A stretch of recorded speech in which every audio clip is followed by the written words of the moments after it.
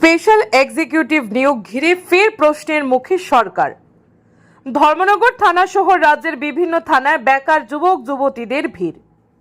উত্তর জেলায় ধর্মনগর থানায় শুক্রবার স্পেশাল এক্সিকিউটিভ পদে নিয়োগের জন্য প্রয়োজনীয় কাগজপত্র জমা রাখার কাজকে কেন্দ্র করে ব্যাপক ভিড় লক্ষ্য করা যায়।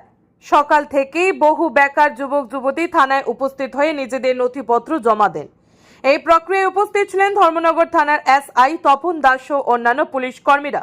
উল্লেখ্য, 2022 সালের 13 নভেম্বর রাজ্য সরকার 6361টি স্পেশাল এক্সিকিউটিভ পদে নিয়োগের বিজ্ঞপ্তি জারি করেছিল। সেই সময় রাজ্য রাজনীতিতে বিধানসভা নির্বাচনের আবহ তৈরি হচ্ছিল, কিন্তু পরবর্তীতে নানা কারণে সেই নিয়োগ প্রক্রিয়া বাতিল হয়ে যায়। ফলে দীর্ঘদিন ধরে চাকরি প্রার্থীদের মধ্যেই হতাশা তৈরি হয়েছিল।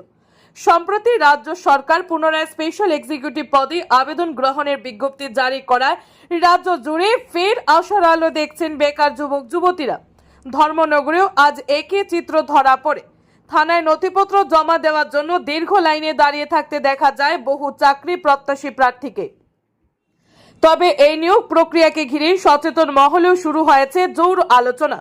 সচেতন মহলের একাংশের প্রশ্ন, 2028 সালের বিধানসভা নির্বাচনকে সামনে রেখেই কি ফের নিয়োগ প্রক্রিয়া সক্রিয় করা হয়েছে?